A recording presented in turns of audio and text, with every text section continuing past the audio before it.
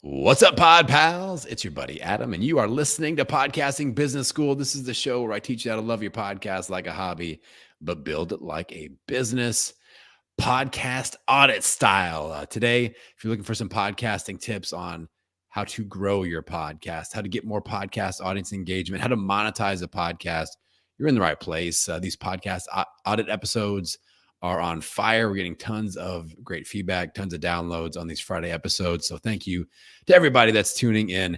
Today, we are auditing the PhinsPod, P-H-I-N-S, as in Dolphins, as in Miami Dolphins football, with my friend and my new pod pal, Moose. So Moose, welcome to Podcasting Business School. Hey, I'm excited to be here. Thank you for having me, Adam.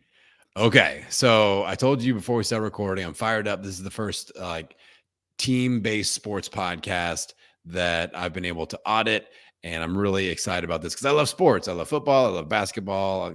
I grew up in Indiana playing all sorts of sports. So what would be the most beneficial place for us to start off? When we talk about growth, we talk about engagement, we talk about monetization. Where do you want to start the conversation here today, Moose? I guess the main difference for a sports podcast, I guess it would kind of fall in the news category where your episodes are built off of what's happening in the world. So it's harder to create evergreen content, so to speak, and episodes that people will binge a year plus later because everything I'm talking about is usually out of style at that point. So I guess how to potentially approach episodes, how to structure. Right now, I just kind of go by the news. I found in the summer when the season was not happening, it was a struggle to try to find stuff to talk about. So how would you recommend sort of approaching something more news-based? Okay, so before we dive into that, give us a little insight on your ideal listener. Like, who is the person who just wants to nerd out on your show? And then we can look at like different ways to serve them. Yeah, so I'd say with sports, there's, the market for sports content is growing all the time.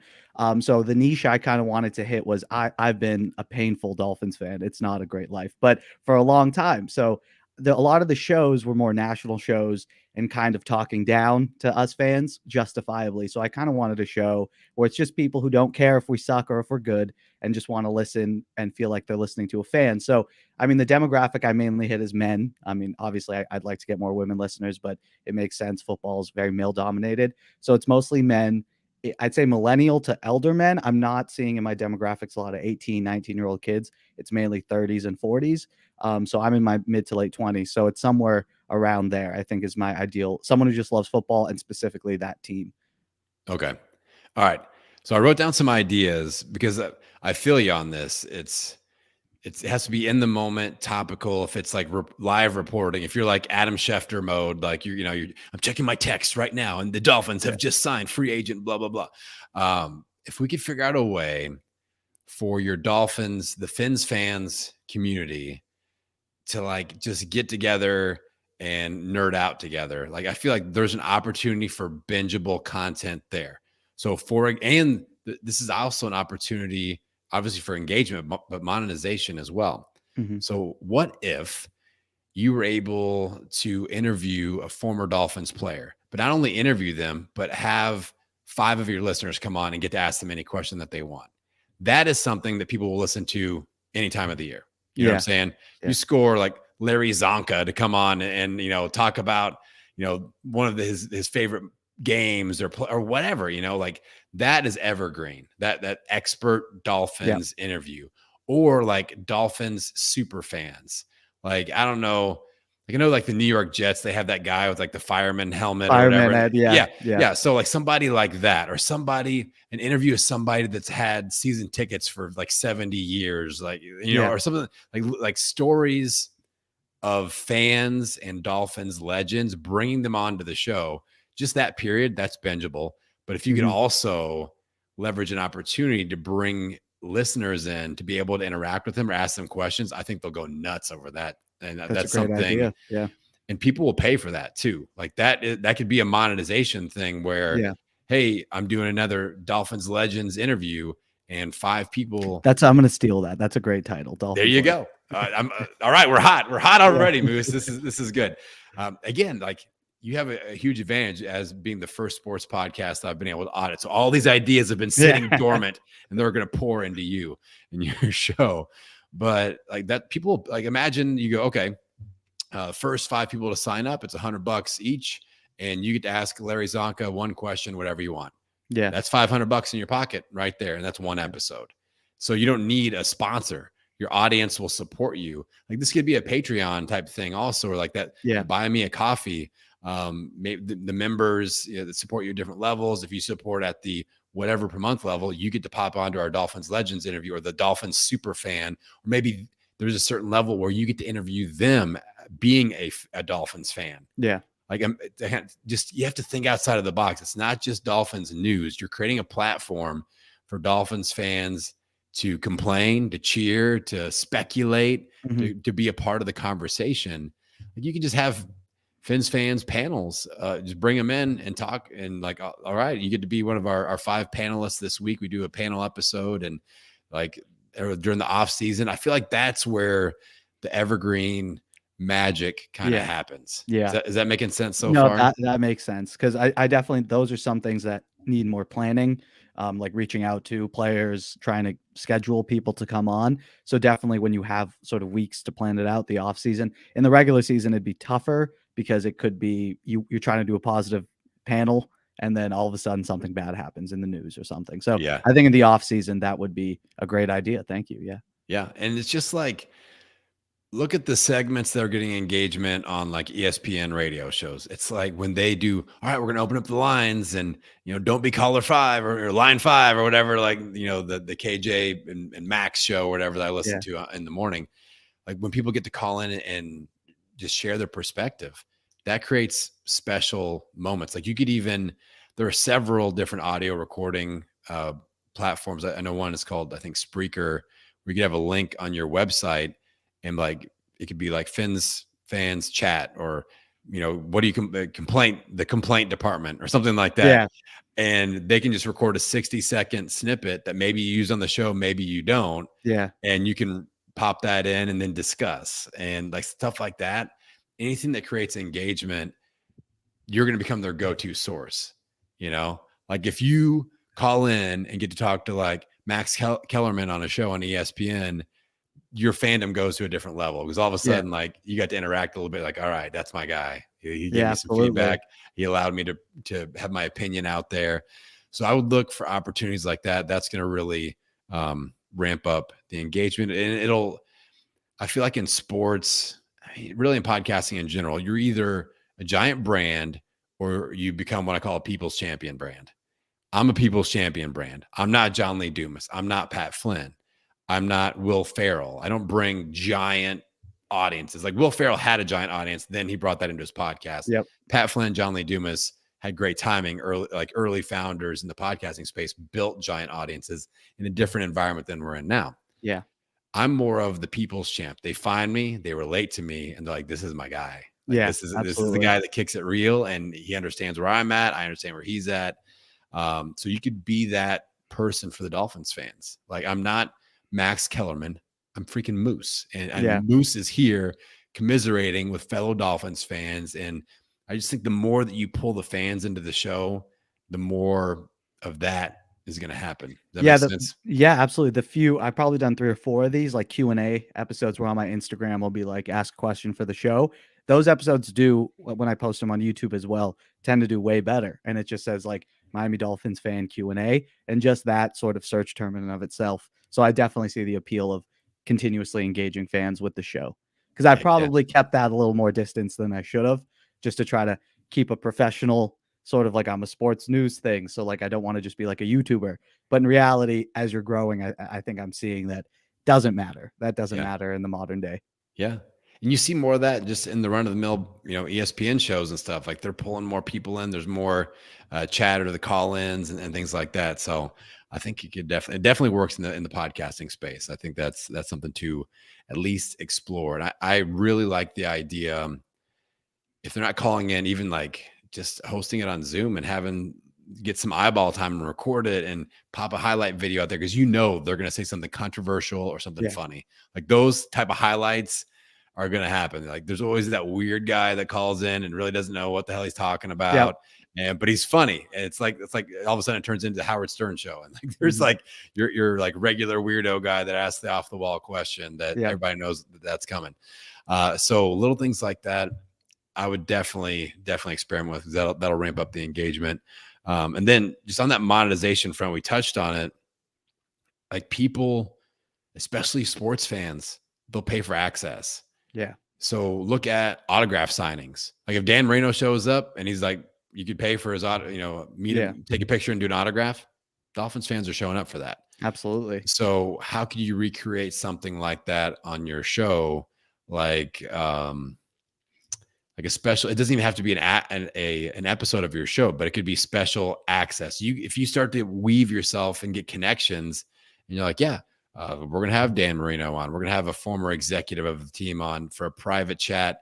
You get to come in. It's X amount of dollars, or maybe you start hosting. Are you based in the Miami area? Or you? No. So I actually live up in Boston, and I was born in Miami, but I'm in Patriots territory, unfortunately. Okay. But that's terrible. It's terrible. Yeah, it's horrible.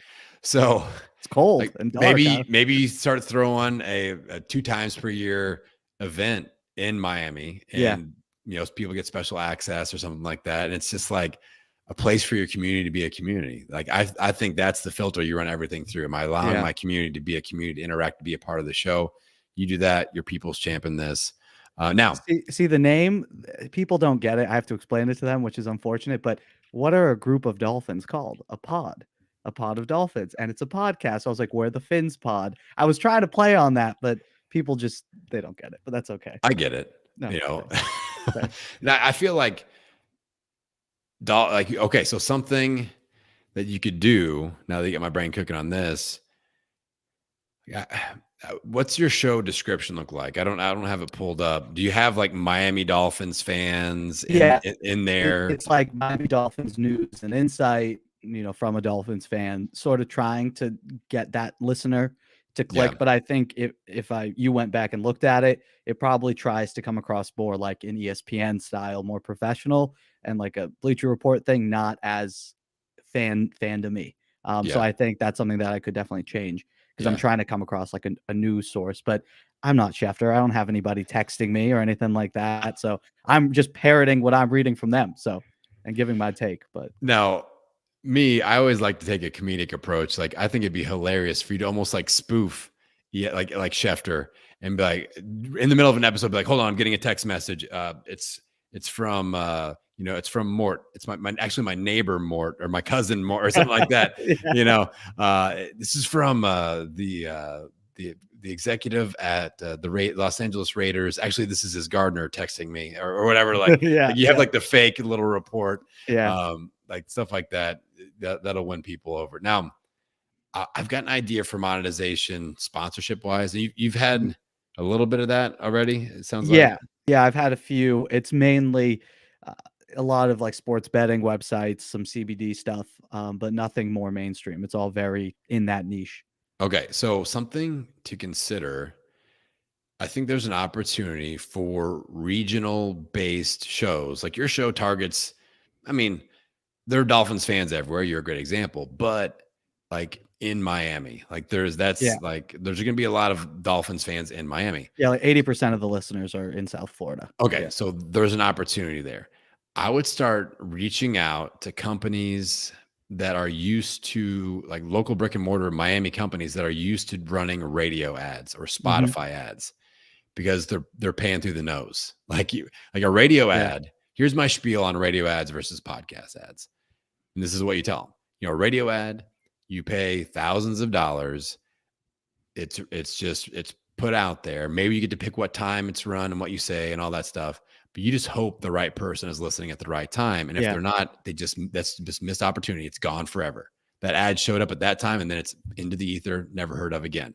But the podcast player ad, especially if you have evergreen episodes, if you can start, that's the key here, Moose. You create those bingeable episodes, those sponsorship opportunities are primo. Yeah. So let's say you bring Larry Zonka in for an interview that people are going to want to listen to, and you put some sponsors on that. You go, hey, sponsor, the Miami Tire Barn and whatever. So or like a local gym or Yeah. restaurants, whatever. So I just a quick They question on that. How would you that's a great idea. How would I go about trying to find those businesses at a distance? Is that, obviously online research, but what would you recommend? Just sort of listening to the radio stations and finding those sponsors that are popping up? I mean, I would maybe just like if you have contacts back in Miami, like who you hear on the radio that's Yeah. advertising a ton, on Spotify a ton, and or just even look at like newspapers because they're paying through the nose for these ads Yeah. and it's not targeted. And you go, yo, I'm doing an interview with Zonka. Everybody that's a Fins fan is going to want to listen to this. It's going to get a ton of downloads. And here's the great thing. It's there forever. Your ad Yeah. is always there. And every time somebody new finds the show, guess where they're probably going to start? One of these big bingeable episodes. And like you could even create, like maybe that's something you start bringing up on your show. I know a lot of podcasters that do this. Like, hey, if you're new to the show, I recommend starting with episode blah, blah, blah. It's a great interview and that way you start them off on one of those, Yeah. evergreen episodes. And then, or like maybe you've got a list of like your top 5 evergreen episodes of people that like Dolphins legends, or maybe every time you do a Dolphins legend interview, you mention the episode numbers of the other one. So it's always driving people back for sponsorship dollars. So like you're able to, like, if you go, hey, it's $500 or $1,000 for 4 of these legends interviews, they're going to be like, that's it, because they're paying 5, 10 or more grand for these stupid radio ads that nobody's even hearing. So that's the way you approach these people. You get a contact, you go, I think you lay the foundation and go, all right, people in Miami, who's advertising a bunch, restaurants, gyms, local people, not necessarily national chains, local businesses, who's advertising in the radio, who's advertising on newspapers, things like that. Then who do you know? Like, do you know that gym owner? Start looking for some sort of a warm introduction. And then you get a warm intro. And if you can't get a warm intro, I would try to hit them up on like Instagram, or even just call them. Like just call them straight up and go, hey, I'm from the area. I don't think you have to really mention that you don't live there right now, but born and raised, grew up in the area, huge Dolphins fan. I've got a Dolphins podcast, a show called PhinsPod. We're getting ready to interview so-and-so. And I know that you're advertising a ton in the paper. You're advertising a ton, blah, blah, blah, on wherever, and just put it out there. Like, I think you'd be a great fit for our brand partnership for this episode. And, we've got a lot of local people that will be listening in. And this is the always there thing is huge. And the price difference, because they literally go, that's it. That's all. Like, it could be one legend interview. I wouldn't give them a package of, maybe you put a package of legend interviews together if you started getting them regularly, but I would go starting off like, hey, that's the carrot that brings them in. You go, hey, you're going to get not only on this legend interview, you're going to get a sponsorship plug, but the next 3 episodes as well, that are all news based or whatever. So that multi exposure, 3 or 4 weeks in a row that happens. So I think that'll be super attractive to these people. I'm doing something similar with realtors, people in the real estate space, launching local expert on like all things their town type podcasts. Yeah. I got a guy that's walking in with $10,000 in sponsors, but he hasn't even launched an episode yet. Wow. Just with this technique, all local people, the gyms, the restaurants, the car dealerships, these people have advertising budgets, and they know what podcasts are now. So we don't have to explain that to them. And they just haven't figured out that medium. And you're just like hand delivering a great opportunity to them. So any questions, thoughts, concerns on that concept in general? No, I think that's a great idea, because right now, sort of all the ads, they're kind of finding me, and it's mainly, and I feel like they kind of have a strategy. They just go to the sports and just find, and then just send a mass email. And it's always like BetUS, MyBookie, more of these national brands. And the rates are relative to what I was doing for the first year plus of the podcast, which was nothing. It was great to get some money, but now I think it makes way more sense. You're starting to see, when I see other people sort of in the same level making way more, I'm like, okay, what are they doing? And then you hear the ads, and they generally are more local ads. versus my more national ones where they give you kind of a flat rate. So I think that's a great idea. Thank you. Yeah. Yes. And pricing wise, if it's me, I'm probably in that $1,000 package range. You Mhm. don't want it to be like $100 or 200. Like if it's not enough, they won't respect you. Like they'll think like Absolutely. this is nothing. So I think the 1,000, 1,250, 1,500 range, that'll be a nice little sweet spot. I wouldn't go lower than 1,000. And whatever makes sense to you. I would go $1,000, one Legends interview, and then the following three episodes. Yeah, 4 that's a lot of episodes. Chipotle. That's a lot of Yeah. Chipotle. I'll take Yeah. $1,000. Yeah. So that's where I would go with it. And then the next decision you have to go is how many sponsors you'll take for that Mhm. episode. I would say somewhere between 2 and 4. Okay. And that way, and they'll want to know that. Yeah. They'll be like, am I the only one? How long? 60 second. The way I'd piece it together is 60 seconds. Allow them to give you whatever they want you to say, and then you can you read it live. I wouldn't pre-record it because those don't go over real well. Yeah. And towards the beginning of the show or mid-roll, that's where I would stick them. And maybe you do 2 in the beginning, 2 in mid-roll, and then you flip-flop on. They kind of get to experience both of those positions throughout their 4 episodes. That's what I would do, man. I think it'll go over well. Okay. Now, do you think that's a strategy I could do aside from sort of those special evergreen ones where the rate could be higher? Is this something I should also try to implement more for the, week to week episodes, game recap episodes, game preview episodes, stuff like that? Yeah. So what I would do is go, all right, like the Legends, that's the linchpin to me because that's a real nice entry point. Yeah. It's like, for me, if I have something I'm launching, like a new course, like there's a reason to contact these people. And it's like a really attractive reason. Yeah. That's the gateway drug. You know what I'm saying? Yeah. Like we get them addicted to the PhinsPod exposure. So I would always lead with that. And that's why making these connections, it's going to be important. I know that's going to take some work, but I really believe I've seen some people with much less podcasting experience and skills than you just pull some giant names out of their butt. And I'm like, how in the hell did you get that person on your show? So I think you can totally do this. And we can kind of game plan figuring that out, how to approach certain people too. But that's the initial really attractive reason. And I think once they go through that initial package, you go, hey, now we've got some recurring. If you want to be a regular on the news-based episodes, then we've got maybe a lesser price, but it's recurring. You're locked every month. You get first dibs. I only do X amount of these for the news-based ones. Maybe it's $500 a month, but it's like every single month, and you get a few of those going. Now we're making some money. So I would look at something like that, but it would be primary package, entry package, $1,000 range with 1 Legends and then 3 news after that. Does that make sense? Yeah, absolutely. Yeah, absolutely. I guess so from a downloads perspective, I don't think I'm probably in the 500 to 1,000 downloads an episode range, which isn't in the, asking for $1,000. That's not really, from at least what I've seen, isn't probably a right price to ask for. But I also have it on YouTube where I get way more views and listens. So is that nowadays, is that something that is the same? Like if I'm saying when I pitch it to them, if I just say like 500 downloads an episode, it might not be as appealing when the radio stations, like we broadcast, even though it's probably at like restaurants and radio, stations that people aren't listening, but they'll be like, 20,000 people at the 3:00 hour. As a business, that's way more appealing. But then if I go to YouTube and I go, oh, there's also, somewhere between 7 to 15,000 views, is that something I can add and kind of add the 500 into that and then give that number? Or is that something I have to be transparent with? Dude, I wouldn't stress about this at all because if they're doing TV or radio, they're paying a crap ton more.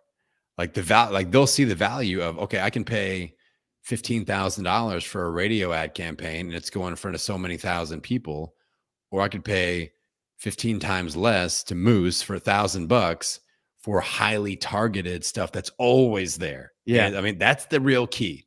It's not there and gone. It's always there. And you're starting them with a bingeable episode. And you're like, listen, people always go back and listen to this one. They always, like, the Legends episodes are where it's at. They'll probably end up doing 2, 3, 5x the average episode. Yeah. So that's something to promote. So I wouldn't bat an eye at it. Like I would throw the CPM crap out. Like you don't even, like, you are highly targeted to their niche audience that they want exposure to. Okay. That's priceless. Yeah. So I think I do not think these people will bat an eye at $1,000 package for 4. I think they'll go, that's it for 4. Like that's for 4 weeks of content. Yeah, that's always there. Awesome. Yeah. So I honestly, I wouldn't be gun shy. I would just try it. And if you get shot down, 5 or 10 times in a row, then make some adjustments. But I think you're going to get more yeses than nos if you play your cards right. So awesome. Thank I want you to have confidence, Moose. Like I really think this is going to work well, because you're thinking, all right, I mean, the stat you put out there, if you do 1,000 downloads an episode, you don't tell them. I mean, if they ask, you could say exposure and be, of course, be upfront and honest about that.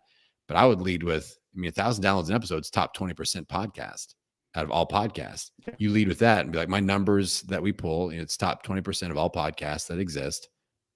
Okay, now that's attractive. Yeah. And that's the truth. That is the truth.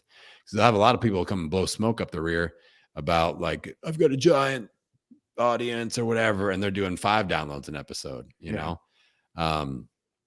So, a show with 500 to 1,000 downloads an episode is nothing to be embarrassed about at all. That's top 50 to 20% right there. So you're doing better than a lot of the pod pals out there listening in. That's for sure. Appreciate that, man. Yeah. Keep going, everyone. It'll keep going. Keep going. All right. I want to throw one more idea out there at you. We've talked about engagement, monetization, growth. Have you done any podcast player ads yet in like sports categories? No. So I looked at it's the famous Overcast. I've looked at that, and that price varies. Like I should have jumped on it when I first saw it, because now it's all over. Yeah. But usually you can get a pretty decent price in there. Like, just watch it. Like, this is where your sponsorship's going to pay for this. Like, you land one of these Legends deals and stuff starts coming through. I would take that money and dump at least half of it into podcast player ads to up your numbers, because once your numbers are cranking up even more sponsorship dollars. You know what I'm saying? Like, that's when we can raise prices. So, like, my friend Katie Kermentos does this with her women's meditation network, and it's just numbers game. She'll pay X amount of $1,000 in podcast player ads per month. That increases her downloads, and then she increases her prices on her sponsors the next month. And it's just this continuous growth cycle. So I would definitely keep an eye on the sports category and Overcast. If you can get, like, they'll give you info on the cost per acquisition, the CPA, and that's in the column that's for, like, you'll have an average cost per subscriber. If you can snag something in $5 to $7-ish, $8 in that range, like, I would jump on it. Like, I think I've seen ads in there, $300, $300 to $500. That's a pretty nice little sweet spot for that sports category. And I think I've had non-sports show advertise in that category, and they've done really well. So an actual sports show, like, this is going to go pretty darn well. Are there any other than Overcast that you would recommend looking into? I know, didn't Spotify kind of, for you, Spotify makes sense. Regional podcasts, I would run an ad. You got to spend $250, and I can help you put some stuff together off air on this. But like, for a regional, I would just run it and just target the Miami zip code, the major Miami zip code, and just run that for like 3 to 5 days consecutively to get some exposure at the same time of day, like afternoon or evening drive home from work sort of thing, or lunch break. I think you could actually do really well with that. So I'll follow up with you with some ideas on that as well. But I think, you get that first little bit of sponsorship income rolling in. Let's invest in Overcast ad and sports category. Let's run some Spotify. You'll see those podcast episode numbers trickle up, and then we charge more to the sponsors, and that's what we want, right? Yeah, absolutely. All right, Moose. I want you to take the mic and shout out your podcast and where people can get into your world, man. Let's go. All righty. So my podcast is PhinsPod. It's a Miami Dolphins news and complaining, mainly, especially this season, podcast. So if you're a football fan and you have some acquaintance with the team, we talk regular NFL stuff too. So feel free to come listen. You might like it. And if you hate us, you'll definitely like it because you'll be able to laugh. If you are a Dolphins fan, come commiserate with us. It's definitely a fun time. And I've been doing it for over a year now. Feel like we're getting better and better. And hopefully with some of the advice Adam gave, I think trying to get some better interviews and try to mix it up a bit more on the show. So it's hosted on Spreaker. So if you go on Spreaker and find it, but you just search PhinsPod or Miami Dolphins in Spotify or Apple Podcasts, you should be able to find it. And then we're also on YouTube. The YouTube channel is PhinsPod, Miami Dolphins news and NFL insight. So love it if you come over, toss a sub, always helps. But yeah. I'll say, and that's all spelled PHINS, Fins with the PH. It's like I'm fat with the PH. Yeah. So that's how you find them on the socials. All right, Moose, I appreciate you, man. I think there's a lot of potential here. I'm excited to see what you do with it. And Thank you. Of course, we're connected. We're pod pals, so I'll be following up on you. All right, everybody listening in, I hope that you enjoyed this episode. If you want to be like Moose and do a podcast audit, head on over to the website. Highly recommended. Moose double antler recommendation from the Moose. Go on over to the website, podcastingbusiness.school. And with that, I'm going to send you out into the world, wishing you health, happiness, and many downloads. See you on the next episode.